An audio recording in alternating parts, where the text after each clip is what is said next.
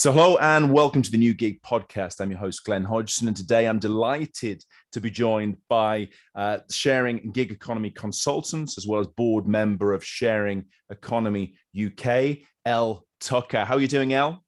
I'm good, Glenn. Thank you for having me on this. This is very exciting. It's a pleasure to have you on. And, I think it'd be great if we could just begin by you telling a little bit about, for the viewers and listeners, about your current role and how you got into the sharing economy, basically.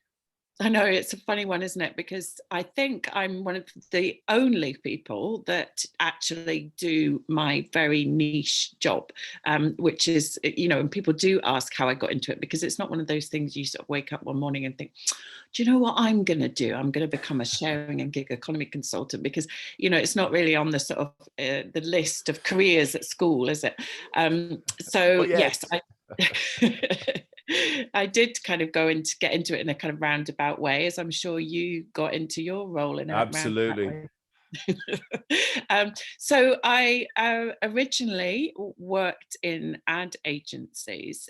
Well, that was my sort of first kind of career as a writer, as a copywriter or creative, whatever you want to call it. And that was great. And then I kind of sidestepped into, I say journalism, but it was more features writing. So I would write articles for newspapers, but usually the sort of weekend supplements and the features section, interviews and these types of things, and women's magazines as well. And while all that was happening, I realized later that I was starting to develop an interest in a world which really didn't at that point even have a name. I mean, we're talking really early on. Airbnb was probably still in that San Francisco apartment. It wasn't a word that any of us would be familiar with. But I wrote an article about people who shared their homes so home sharing. And I wrote the article about sustainable living, and these were sort of quite new concepts at the time. So I know I was sort of moving towards something there. And in the meantime, I set up a very niche communications agency with a woman that I'd met at the time, and we decided to specialize in the sharing economy, as it was now being called, and things felt like they were sort of moving me in that direction. Anyway, we were kind of far too niche at the time, but through it I met some really interesting people globally, actually, who were all working in this space, and that kind of fell by the wayside. And I also founded another marketing agency called Gang Hut, which specialized in two-sided marketplaces with a full sort of marketing offering. So lots of stuff was going on at the time. But through all that, I met Jeremy Gottschalk, who from Marketplace Risk, who lives in Chicago but was operating globally with his Marketplace Risk platform, which really provided information to all kinds of marketplaces about the risks and trust and safety and insurance part of it. And through him and through getting involved in that, I moved into kind of consulting and helping early stage gig and sharing platforms to sort of get started, help with their branding and their messaging, because obviously my background is on the writing side. And I also joined the CBI trade body, Sharing Economy UK, and I'm now on their board.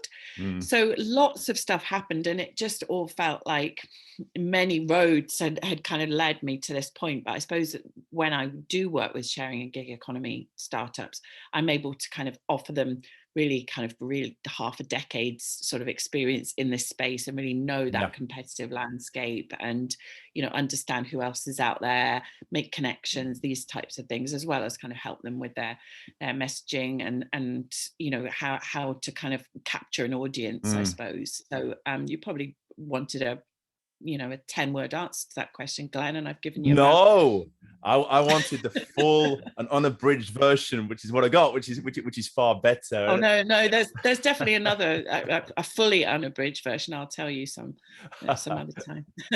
Oh, excellent.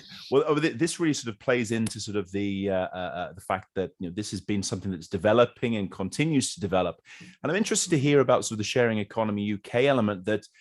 Now this is something that sits under the Confederation of British Industry, so it's really I think we see sort of here in continental Europe, things aren't maybe quite as developed, and certainly to the UK and the US are several steps ahead. But for me, it just shows a level of maturity that the biggest employers federation in the UK actually sort of has seen the importance and integrated sort of the sharing economy as an entity within the organization.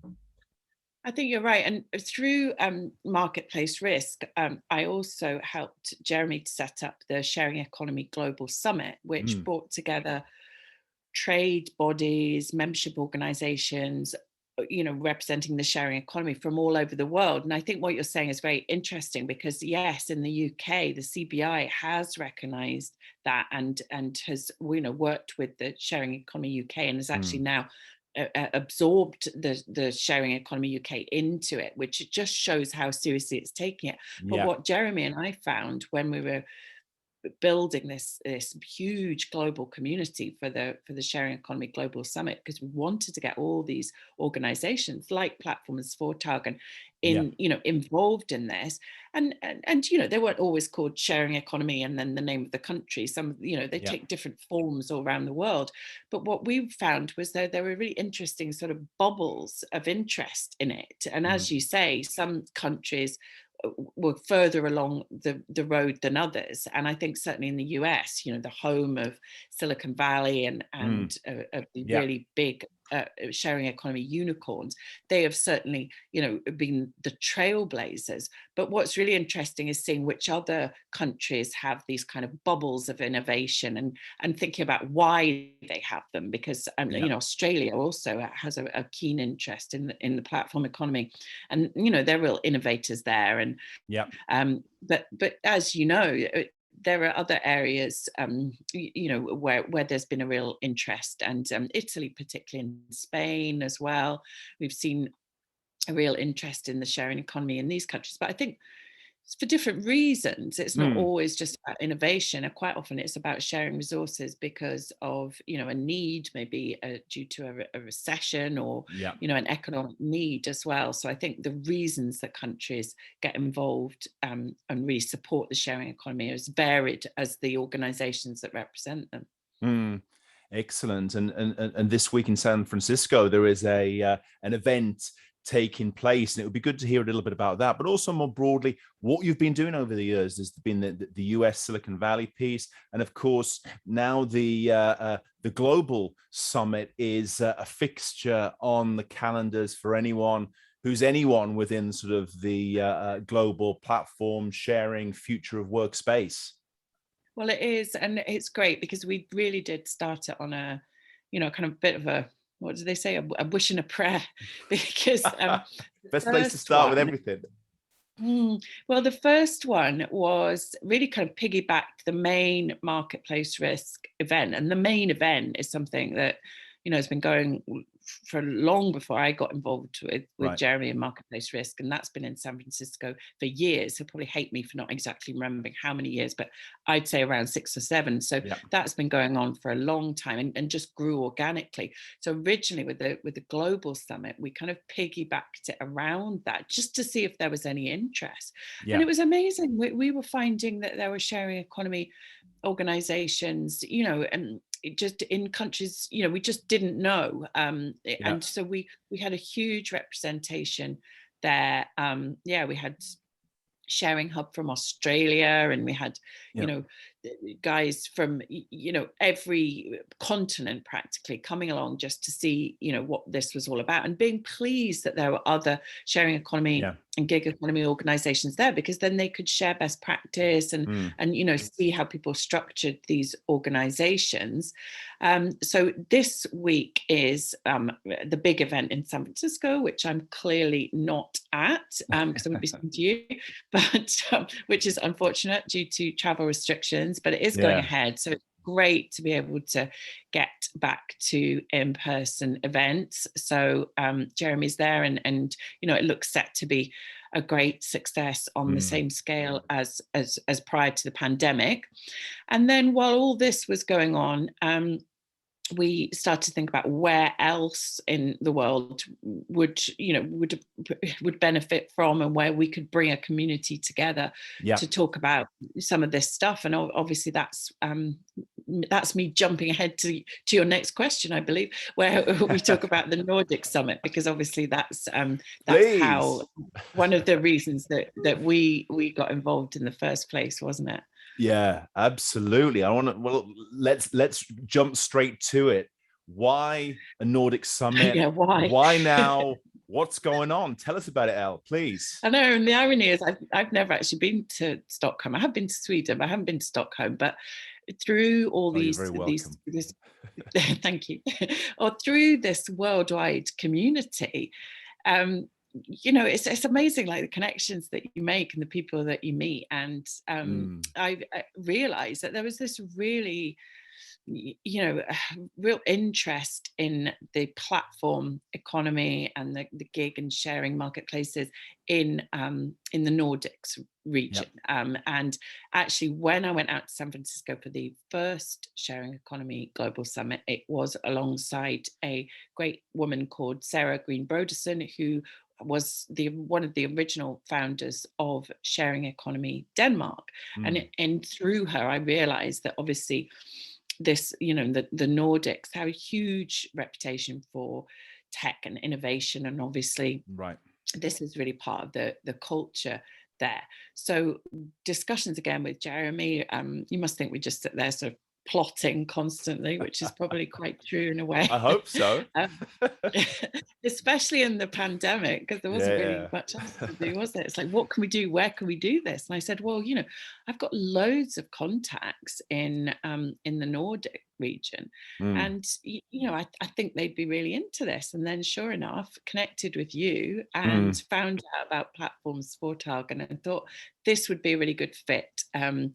And I think that anywhere we can go where we feel that this content is going to be of use, then let's take it there. And Jeremy's very altruistic in that sense. He wants to create this, this information for sharing and gig startups, and he wants to put it out there. And I think that wherever we can take that, and wherever people would appreciate it, and wherever it's relevant, then let's do that. So who knows what's next in that respect. So with obviously the upcoming Nordic Summit, we really excited to be able to network with and meet so many people with really interesting startups based in Sweden and your neighboring countries as well, and just find out what you're doing in terms of regulation and trust and safety and all these things, because wherever you go, it's being done slightly differently, but there are always going to be themes that are similar as well, I think. So yes, and so it's been great to partner up with you and with the team at G, and just really just plan something which I think will be a kind of first of its kind in the Nordic region. It absolutely believe so, and I think that it's a great test bed as well, because we do have sort of as you rightly say, sort of the focus on technology and in innovation, a very vibrant startup scene, but also married to this kind of very strict, kind of old style union legacy, which is still there, which is kind of clashing a little bit with the future of work and the needs of the digital marketplaces, but also the world of work of today, which is changing. People are moving away more and more from this 9-to-5 way of thinking about things, and particularly here, where sort of personal freedom is taken very, very seriously. The whole idea of sort of moving forwards with an opportunity for more flexibility, more being your own boss, being able to plan your day, your lifestyle, is something that's really, really resonating. And particularly given the COVID times that we've lived through as well, people have been working from home, and people have maybe not even sort of thought about the platform economy, the sharing economy before, are working from home. They're ordering their food, their clothes online because things were closed down. You couldn't get to the shop safely. So this kind of the mindset has changed as well. And I think that this has really brought us forward. So it's fantastic timing that the Nordic Summit is being kicked off hopefully as the premiere, but let's hope also a standing fixture for the years to come as well, Elle. Well, I think so. And, with these events, because, the world is changing so fast, each one is different. And that's what's brilliant about it, because the technology is changing and, all the operators that support this world, the technology that they have is changing too. And by that, I'm talking about, fraud prevention, ID verification, insurance and all that. So you have this huge ecosystem, and it's all changing so rapidly that every time an event like this takes place, there's brand new information there. Right. And, when you have something happen like the pandemic, again, just huge shifts are occurring. And, that means that, more startups are maybe joining this world, and they want to know what the kind of rules of engagement are, and how they can get started, and what they need to know about the risk side of it. Because, people might think, and we talk about risk management, and that sounds, and Jeremy always says it himself, he says it's really boring. And it's like, well, it's not, because actually it's what the whole thing hangs on. And that was what I found really interesting about this when I first got involved in it. I was thinking, sort of marketplace risk, that sounds a bit, like just one small part of it. But I realized that the trust piece is so vital to the platform economy, that peer-to-peer transaction. The two sides have to trust each other, and they have to trust each other with the help of all, this stuff we're talking about, this fraud prevention, ID verification and insurance and all these sorts of things. That's what helps it work. So without that, none of it works. So it's not just a sort of small piece of it. It's literally what the whole thing hangs on, because it's a trust transaction, and it has to have all that in place. So without this, none of it would work. And that's, I think, what really makes it interesting. It is about the nuts and bolts of it. And likewise, you're talking about, like the regulation and, the rights and all that stuff that's involved as well. Because I think that's really interesting about the Nordics, that you were saying that you have this sort of old style, when it comes to like workers, clashing a bit with the new, which is interesting. Well, it is. I mean, it's only just this last year that kind of the technology sector, or people involved in the technology sector, actually overtook people who worked in traditional factories, making stuff, the traditional industries, whether it's sort of the working in agriculture, in the forestry industry, or building things. It's the first time this is overtaken. So it just shows the sort of the rate of change as well. And I think more and more, Elle, we're talking about not just sort of a shift, we're actually talking about a movement here as well. It's a movement in terms of consumers. It's a movement in terms of companies, organizations, and platforms.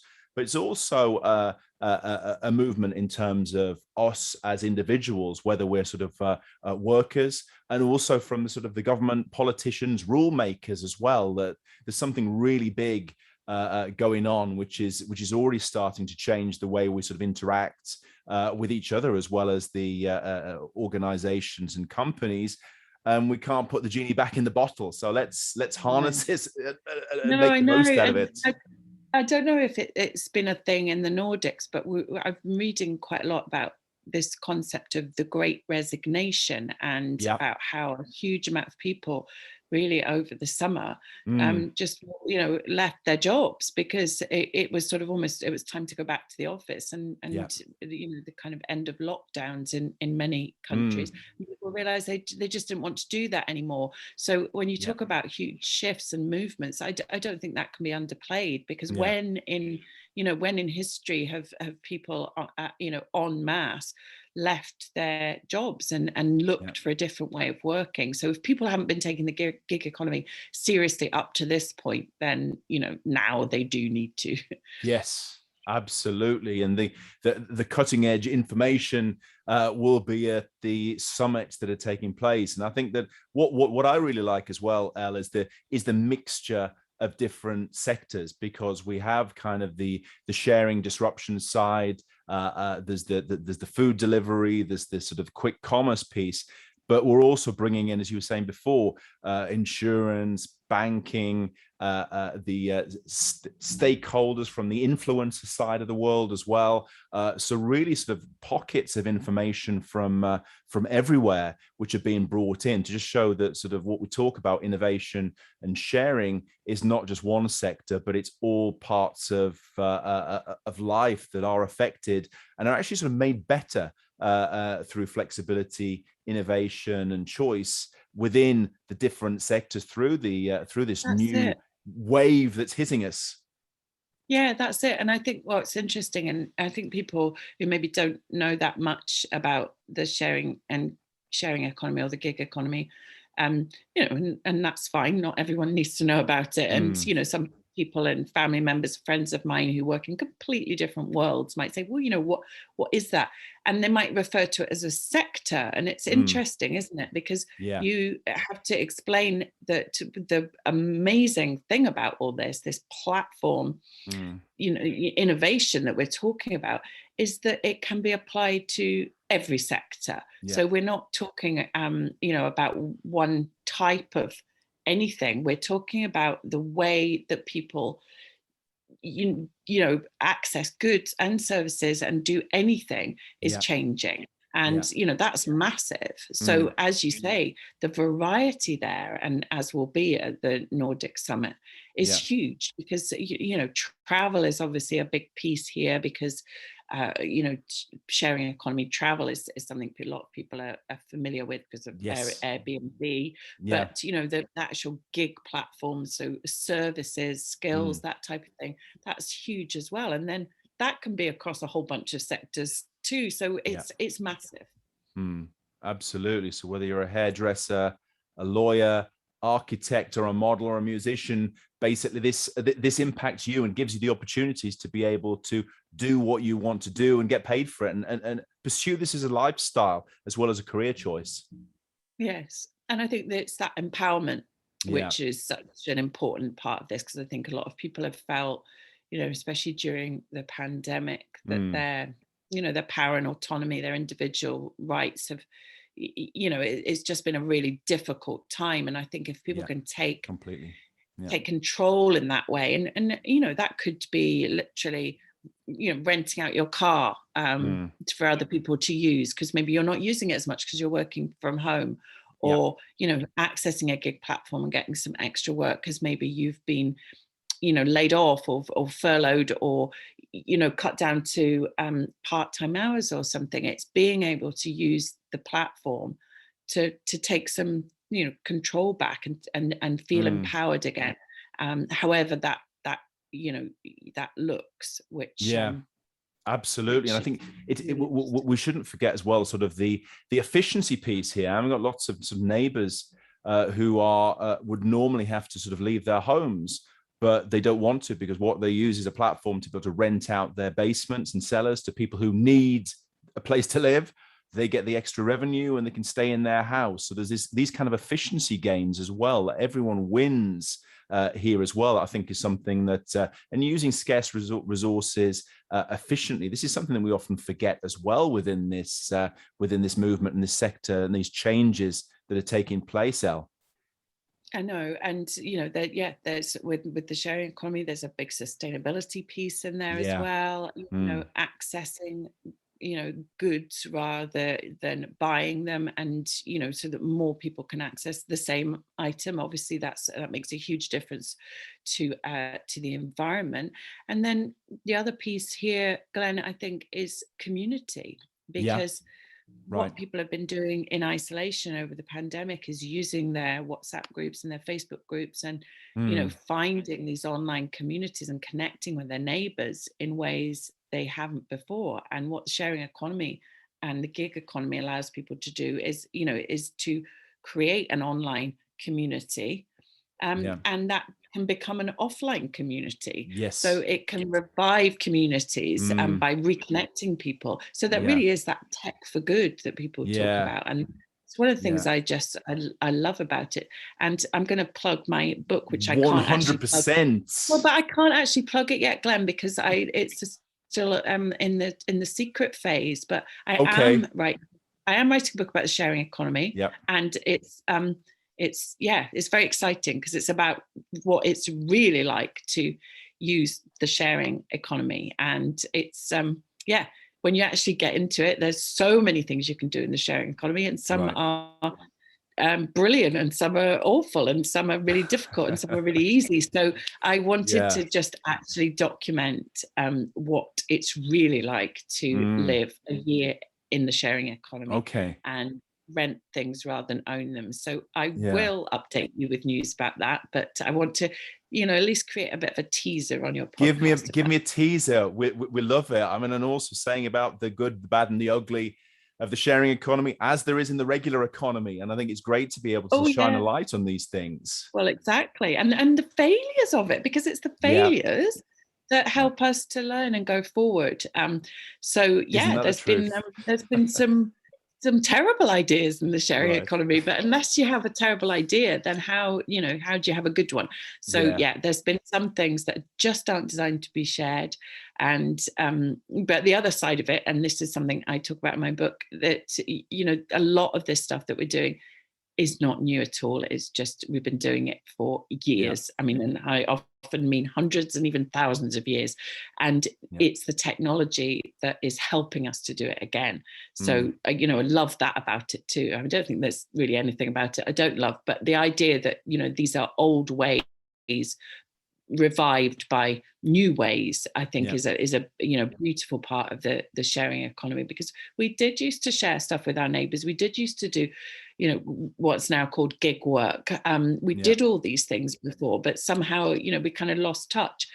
And now, thanks to platform and app technology, which I am not someone who can create in the slightest, so kudos to the actual creators of technology that have enabled us to do all this stuff again. Absolutely. And I think it's the with so much of this, the actual benefits are just as just limited by the human imagination. And this is the great and exciting time we're living through, that the world and the sky really are the limit in terms of where we are at the moment. So it's fantastic, and be looking forward to following this through with you in terms of the summits, US, UK, and the Nordics, which are coming up, but also looking forward to the book and also seeing where this takes us over the months and years ahead as well. I know. Just every week, Glenn, I see a new exciting story, which I usually share on my LinkedIn. So do have a look. But it will be about, some big partnership, some new funding for a rental or sharing or gig app. And times are changing at such pace. It's almost like those sort of gifs you see of people just sitting with the popcorn just watching, because it is like what's what's next. So I love that part of it, because you just don't know what's going to pop up next. So well, we it's don't. Never a dull moment.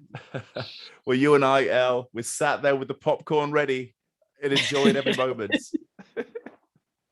Superb. Well, thanks for your time, Elle, and we're going to be in contact again very soon. Yeah, love that, Glenn. Thank you so much. Thank you.